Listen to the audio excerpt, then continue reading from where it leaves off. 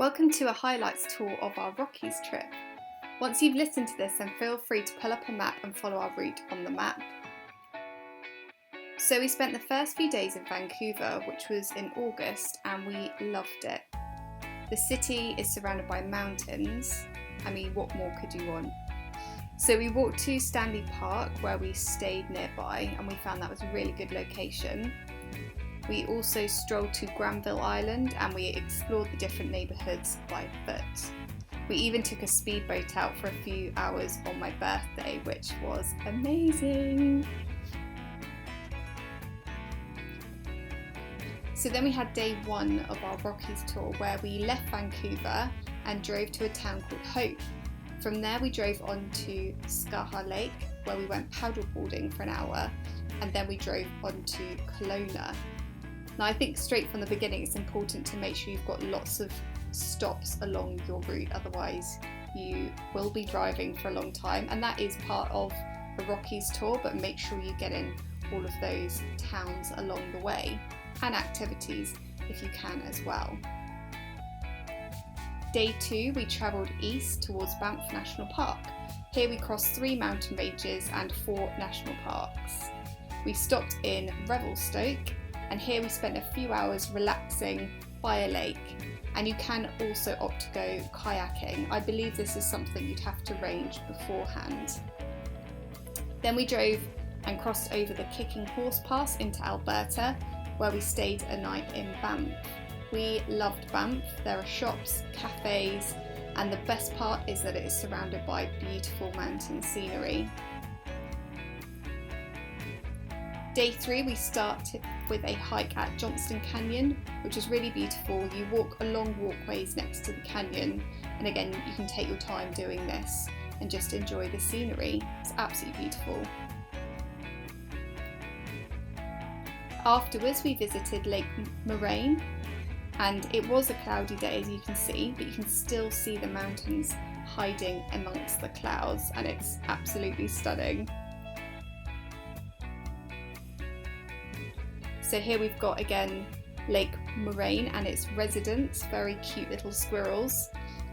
So Lake Moraine is a glacier-fed lake in Banff National Park, and it's just outside of Lake Louise Village, Alberta, and it sits at an elevation of about 1,884 metres. So you've got a little climb to get up to the lake view. And then of course you've got the famous Lake Louise in Banff National Park. And this is somewhere I've always wanted to visit, as my mum visited this lake on her trip around North America and Canada in her 20s, where she did this trip on the back of a motorbike, I think for about 8 months. And she always said how beautiful this lake was, and I happen to agree. What do you think? So next we have a lake called Malini Lake, which runs through parts of Jasper National Park in Alberta. When we were here, like I said, it was August time, there were a lot of mosquitoes, so make sure you cover up. And actually, just going back, I think it's important to just point out the reflection. Everything in that lake was reflected beautifully. It was just such clear water. Okay, so around day 5 we passed through the Icefield Parkway, which is the Banff to Jasper route. One of the glaciers looks like a crow's foot, but it is slowly receding as the globe heats up. But you can see it in these pictures. I think it's important when you do, well, any tour to be honest, but just taking the time to look at all the small details and just notice all the beauty in nature, because there's so much of it, and it's, I suppose with something like this tour it'd be easy to miss a lot of it because it could be overwhelming. There's so much to see and so much to look at, but if you give yourself the time to do that and make all of the stops, then you're going to see so much and just love every minute of it. We were really lucky to see black bears on different days. These bears can run up to 40 kilometers per hour, so you've got to make sure you don't get too close. And of course this is out of respect for the wildlife and maintaining respect and a respectable distance is really important. It's also really important not to feed wildlife, as you will make them ill. And I thought it was really good because they did have a lot of signs up to educate the tourists about respecting wildlife. So middle picture here you can see Lake Annette, which is also in Jasper National Park. It was really quiet and beautiful. It was a great location to stop and have a walk around the lake, have a picnic. There weren't many people here at all, and so you could just enjoy a scenic, quiet spot. On the right hand picture you can see that we were really lucky to see moose, really beautiful animals, and you can also see all those stunning colours in the trees. So the time that we were there that season, it was just really beautiful.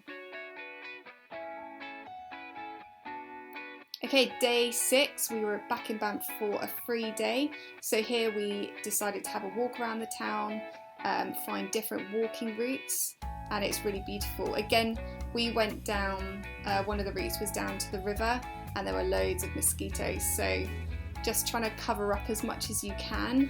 Always light clothing is the recommended requirement for keeping mosquitoes at bay, and of course any mosquito repellent, so make sure you've got that with you on your trip.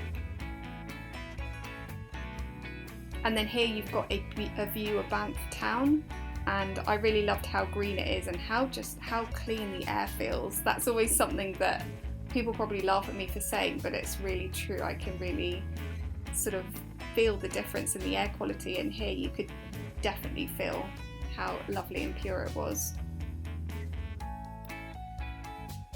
So we actually went whitewater rafting, which was a few hours away, and it was so much fun. And then of course followed by a mandatory coffee and cake. Whitewater rafting, if you've never done it, I highly recommend it. It's actually really safe. You only fall out if you want to fall out, and the guides, they tell you when to do things like that. But again, you don't have to, but honestly, such a fun thing to be able to do. And of course, following the river down, you just get to take in all that beautiful scenery as well. And if you love an adrenaline rush, then this is for you.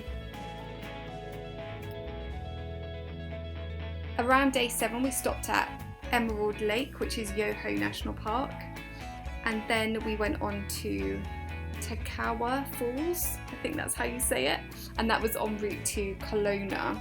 So in these pictures you can see Emerald Lake, and the colours really are like that. They are very vibrant and very beautiful.